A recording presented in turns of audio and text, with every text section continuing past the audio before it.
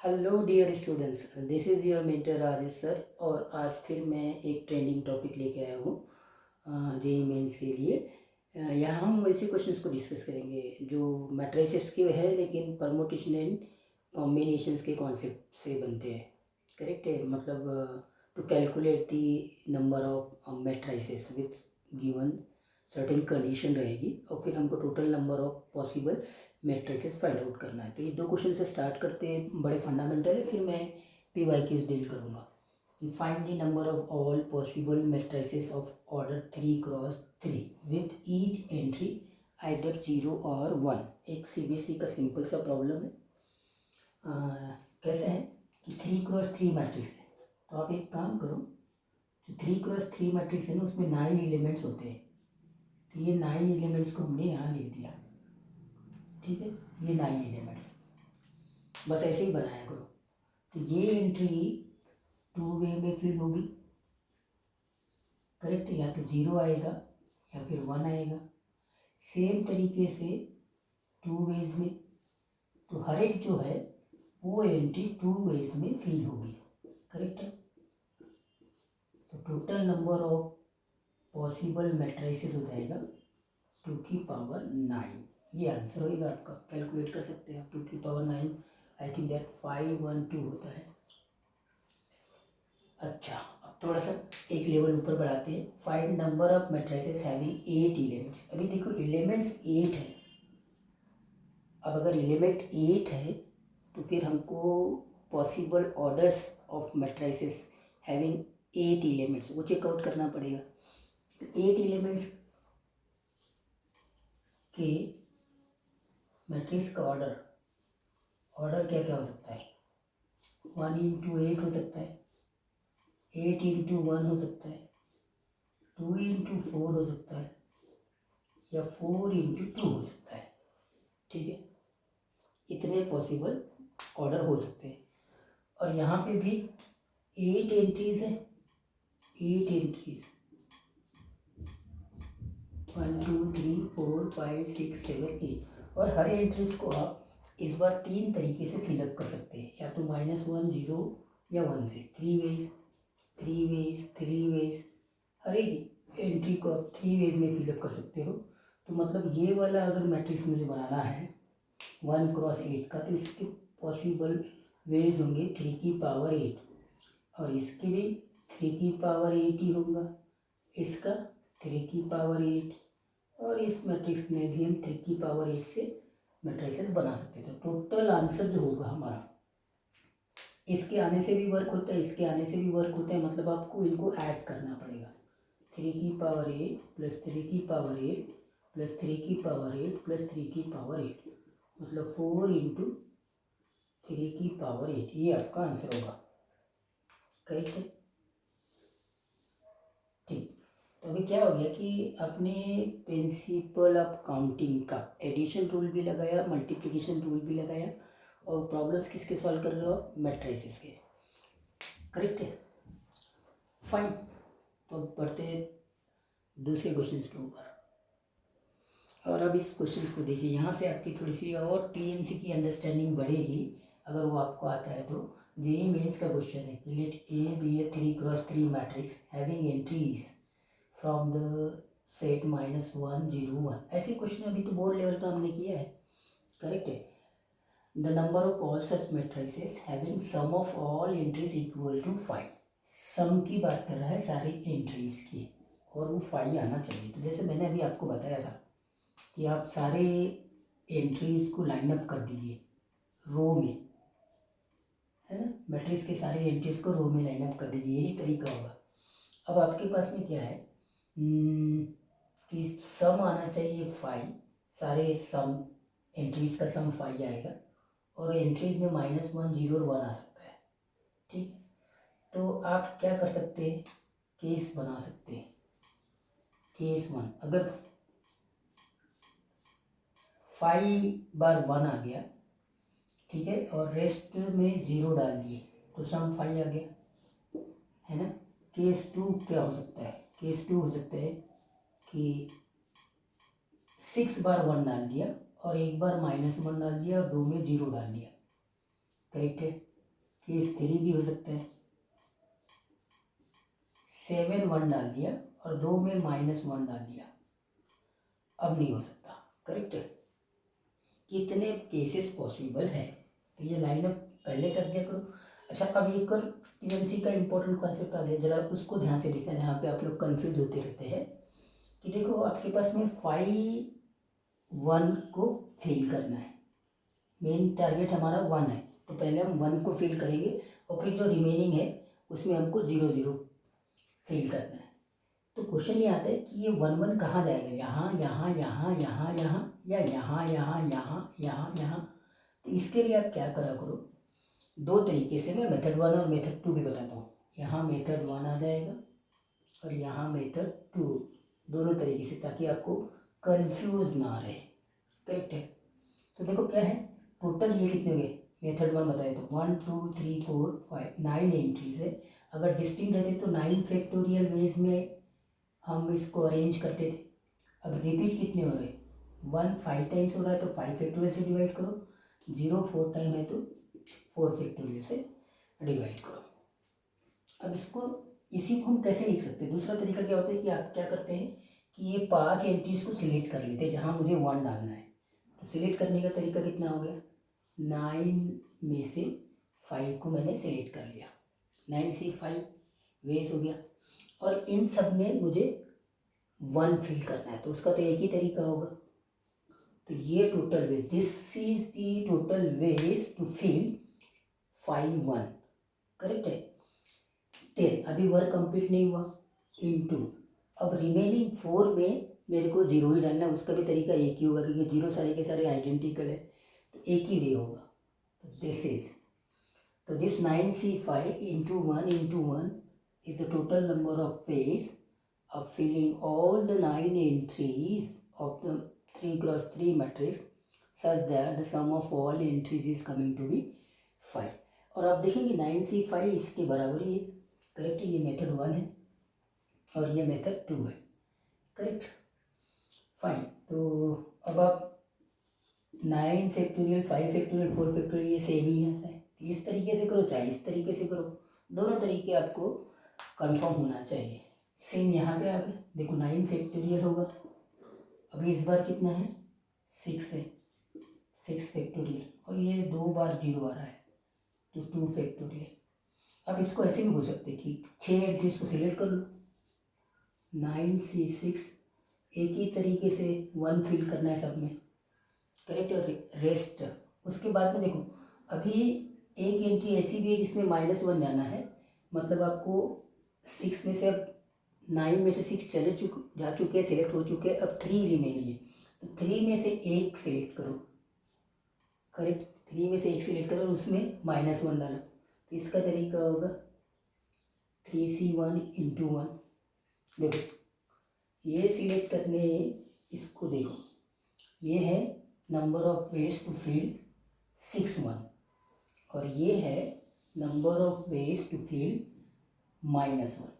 अब रिमेनिंग 2 में तो मेरे को 0 ही डालना है, रिमेनिंग 2 में 0 ही डालना है, तो उसका तरीका होगा 1 में, उसका तरीका हो गया इंटू 1। ये 1 किसके लिए है, ये 1 0 0 जो डाला है मैंने।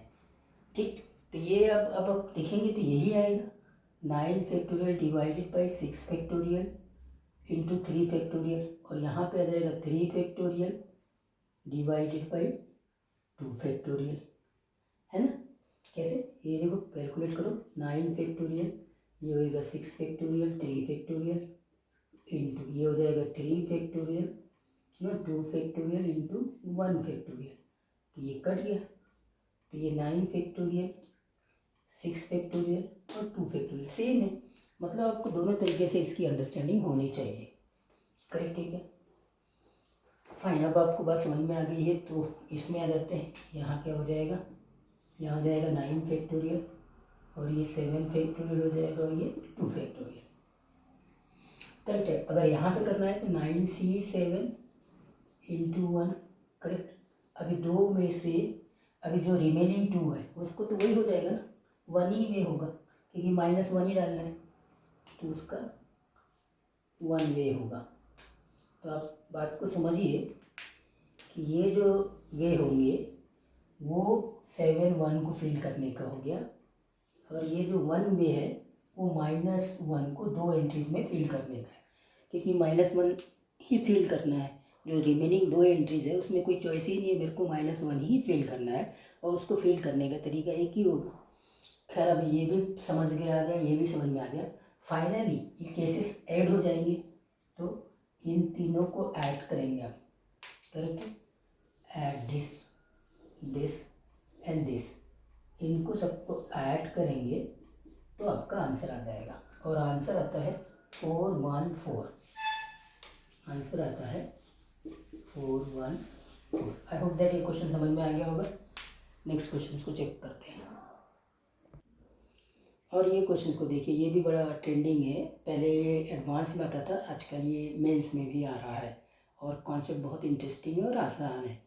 क्या है ये कि जेईई एडवांस 2017 में है, how many 3x3 matrix M with entries 0 1 and 2। मतलब 3x3 ऑर्डर का मैट्रिक्स है जिसमें एंट्री या तो 0 होगा या 1 होगा या 2 होगा, ठीक है। For which the sum of the diagonal entries of m transpose into m is 5।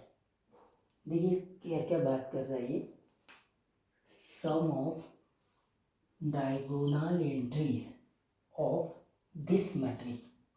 तो इसका ये मतलब होगा कि इस m transpose into m matrix के ट्रेस की बात की हुई है, करेक्ट है। तो इसका एक डायरेक्ट फार्मूला आता है, वो बताता हूँ। तो ट्रेस ऑफ कोई भी मैट्रिक्स का मल्टीप्लिकेशन उसके ट्रांसपोज से करते हैं तो क्या होता है, वो straightforward sum of square of each entries हो जाते हैं, ठीक है। तो अगर ये 3x3 मैट्रिक्स है तो वहाँ पे आपके पास में 9 एंट्रीज होंगे, तो सारे 9 एंट्रीज का स्क्वायर करके सम करिए। तो this is something like that, a11 square, a12 square, a13 square, a21 square, a22 square, a23 square plus a31 square, a32 square, a33 square. ये हो गए सारे 9 एंट्रीज। अब ये जो 9 ये फार्मूला बन गया, ये आपको याद रहना चाहिए, करेक्ट है कि नहीं। ट्रेस ऑफ मैट्रिक्स का मल्टीप्लिकेशन उसके ट्रांसपोज से is equal to sum of square of each entries. अब ये जो एंट्रीज का सम है वो 5 आना चाहिए। इसका मतलब कोई तरीका लगाए, आप सारे 9 एंट्रीज को लाइन अप कर दीजिए रो में, करेक्ट, ओके। और यहाँ पे 0 1 और 2 एलिमेंट ही फिल होंगे, इसका मतलब 5 टाइम्स मैंने 1 डाल दिया तो 1 का स्क्वायर तो 1 ही होता है, तो केस बन जाएंगे यहाँ पे भी 5 टाइम्स मैंने 1 डाल दिया और रेस्ट टाइम मैंने रेस्ट एंट्रीज में 0 डाल दिया, ठीक है, ये बन जाएगा। केस 2 क्या होगा, केस 2 एक में मैंने 2 डाल दिया तो 2 का स्क्वायर कितना हो गया 4, एक में 1 डाल दिया और रेस्ट में मैंने फिर 0 डाल दिया, ठीक है ना। 6 7 8 7 जीरोज रहेंगे, करेक्ट, ओके। 9 एंट्रीज हो गई, 7 जीरोज रहेंगे, एक में 1 रहेगा, एक में 2 रहेगा। अब आपको दोनों मेथड से मैं बता देता हूँ, बड़ा सिंपल सा है। टोटल 9 फैक्टोरियल वेज हो जाएंगे, डिवाइडेड बाई ये कितने 5 है, 5 फैक्टोरियल इंटू 4 फैक्टोरियल। या तो फिर आप ऐसे करिए या फिर ऐसे बोलिए, पहले 5 एंट्रीज को सिलेक्ट कर लीजिए और उसमें 1 डालने का यही तरीका होगा। इतने वेज में आप 1 को फिलअप कर लिए, 5 एंट्रीज में 1 फिलअप किए, और फिर जो रिमेनिंग 4 एंट्रीज है उसमें तो एक ही एलिमेंट डालना है 0, तो उसका तरीका कितना होगा, उसका तरीका होगा ओनली 1 वे, करेक्ट, ओके फाइन। यहाँ पे आते थे, इसको कैसे लिखेंगे, 9 factorial veg divided by 7 factorial, ये हो जाएगा। या फिर आप इसको दूसरे तरीके से करना है तो वो भी बता देता हूँ, करेक्ट है। दूसरा तरीका ऐसा होगा कि पहले आप फर्स्ट एंट्री को सिलेक्ट करिए, एक एंट्री सिलेक्ट किया मैंने, और उसमें मैंने 2 डाल दिया। ये तो एक ही तरीका होगा, इतना तरीका होगा। 9C1 वेज में मतलब 9 एंट्रीज में से किसी एक एंट्रीज को मैंने सेलेक्ट किया और उसमें 2 डाल दिया। अब एक एंट्री सेलेक्ट होगी, दूसरी एंट्री को भी सिलेक्ट करो। अब रिमेनिंग 8 एंट्रीज है, उसमें से एक को सिलेक्ट किया और उसमें मैंने 1 डाल दिया इतने वेज में। अब बच्चे जो 7 एंट्रीज है उसमें तो 0 ही डालना है, तो उसका तरीका तो 1 ही होगा। तो आपको बात समझ में आई क्या? ये किसके लिए कि एक एंट्री सिलेक्ट करो जिसमें 2 डालना है, ये किसके लिए एक एंट्री सिलेक्ट करो जिसमें 1 डालना है, और ये किसके लिए रिमेनिंग एंट्रीज में 0 डालना है और जिसका एक ही तरीका होगा। तो ठीक हो गया। अब आपको बात समझ में आ गई दोनों तरीके से। इसको और इसको ऐड करेंगे तो आपका आंसर आ जाएगा, और वो आंसर आएगा 198। करेक्ट? ये अच्छा कॉन्सेप्ट है। ओके, नेक्स्ट क्वेश्चन देखते हैं। और ये लास्ट क्वेश्चन बहुत इंटरेस्टिंग है, और इस क्वेश्चन में एक्चुअली में 3 क्वेश्चंस है। 3 क्वेश्चंस कैसे वो देखो, मैं बता दूँ। क्या है कि नंबर ऑफ सिमेट्रिक और स्क्यू सिमेट्रिक मैट्रिक्स। देखो पहले अंडरलाइन कर लो इस वर्ड को, और एक तो सिमेट्रिक मैट्रिक्स की बात की है या फिर स्क्यू सिमेट्रिक मैट्रिक्स की बात किया है। ऑर्डर तो 3x3 है। By using the elements of the set, यहाँ पे -3 -2 -1 0 1 2 और 3 है। तो देखो सिमेट्रिक मैट्रिक्स होता है ना, उसकी खासियत क्या होती है। तो पहले सिमेट्रिक मैट्रिक्स कितने बनेंगे, क्वेश्चन नंबर 1। फिर कितने स्क्यू सिमेट्रिक मैट्रिक्स बनेंगे, क्वेश्चन नंबर 2। और फिर तीसरा क्वेश्चन ये है सिमेट्रिक और स्क्यू सिमेट्रिक मैट्रिक्स। करेक्ट है कि नहीं? तो और है तो आपको ऐड करना पड़ेगा, ये तो आपको पता ही है। करेक्ट है? तो पहले हम सिमेट्रिक मैट्रिक्स देखते हैं। सिमेट्रिक मैट्रिक्स के लिए आपके पास में देखो, मैट्रिक्स में इस बार लाइन अप मत करो, बिल्कुल प्रॉपर 3x3 मैट्रिक्स बना दो। उसके पीछे रीज़न ये है कि सिमेट्रिक मैट्रिक्स को बनाने का प्रॉपर्टी है, इसकी सिमेट्रिक मैट्रिक्स भी मतलब एंट्रीज कैसी होती है वो आपको पता होना चाहिए। देखो सिमेट्रिक मैट्रिक्स में ये सारे के सारे एलिमेंट्स फिल करना है, इसको फिल करना है, इसको फिल करना है, इसको फिल करना है। फिर इसको फिल करेंगे तो ये अपने आप फिल हो जाएगा, इसको फिल करेंगे तो ये अपने आप फिल हो जाएगा, और इसको फिल करेंगे तो ये अपने आप फिल हो जाएगा। करेक्ट है? करेक्ट। ये बात सिमेट्रिक मैट्रिक्स पता है। तो कितनी एंट्रीज है, 1 2 3 4 5 और 6 एंट्रीज को मेरे को फिल करना है। और हर एक एंट्रीज को फिल करने के कितने पॉसिबल वेज है, 3 4 7। तो इसका मतलब मुझे टोटल वेज मिलेंगे 7 की पावर 6। करेक्ट है? 6 एंट्रीज को फिल करना है, मतलब इसको 7 वेज में फिल कर सकते हैं, इसको 7 वेज में, इसको 7 7 7 7 की पावर 6। ये बन गए नंबर ऑफ सिमेट्रिक मैट्रिक्स।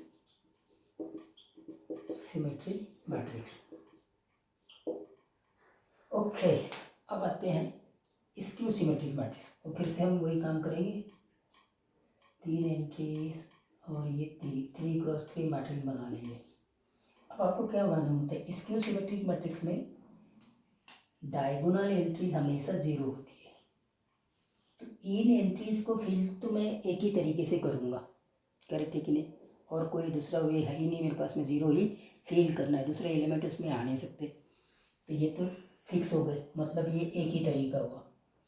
अब ये एंट्री को फिल करेंगे तो ये ऑटोमेटिकली फिल हो जाएगा, नेगेटिव हो जाता है इसका। ये एंट्री को फिल करेंगे तो ये ऑटोमेटिकली फिल हो जाएगा, और ये एंट्री को फिल करेंगे तो ये एंट्री ऑटोमेटिकली फिल हो जाएगा। मतलब अब देखिए, इसको आप 7 तरीके से फिल कर सकते हैं। यहाँ 0 आ सकता है, कोई इशू नहीं है। यहाँ पे भी 0 आ सकते हैं, कोई इशू नहीं है, कोई इशू नहीं है। करेक्ट है? पर यहाँ तो हमेशा 0 ही आएगा। तो यहाँ पे टोटल वेज हो जाएगी 7 की power 3 number of skew symmetric matrix. तो ये दूसरा क्वेश्चन। और अब आते हैं तीसरे क्वेश्चन, वो इम्पोर्टेंट है, और वहाँ पे आपको कॉमन एरर कहाँ होगा वो बताता हूँ। ऐसे देखने से लगता है कि आंसर होना चाहिए हमारा 7 की पावर 6, चूँकि और है तो +7 की पावर 3। मतलब ये वाला ऑप्शन होना चाहिए। मगर जो थोड़ा सा सोचने वाला क्वेश्चन है जो मिस हो सकता है कि आपने देखो यहाँ जब बनाया था तो इसका मतलब एक मैट्रिक्स ऐसा भी था जिसमें सारे के सारे एलिमेंट्स 0 0 है। जब सारे के सारे एंट्रीज 0 0 है तो वो सिमेट्रिक भी होगा और इसकी सिमेट्रिक भी होगा, कोई इशू है ही नहीं, करेक्ट है। तो इसीलिए ये 0 0 0 वाला जो मैट्रिक्स है वो यहाँ पे भी आया है और यहाँ पे भी आया है, वो 2 बार काउंट हो गया है, इसीलिए इसको -1 करेंगे। और जो आंसर ये दिख रहा था वो एक्चुअली में ये है, ठीक है। आई होप दैट ये टॉपिक आपको समझ में आया होगा, ठीक है। Thank you.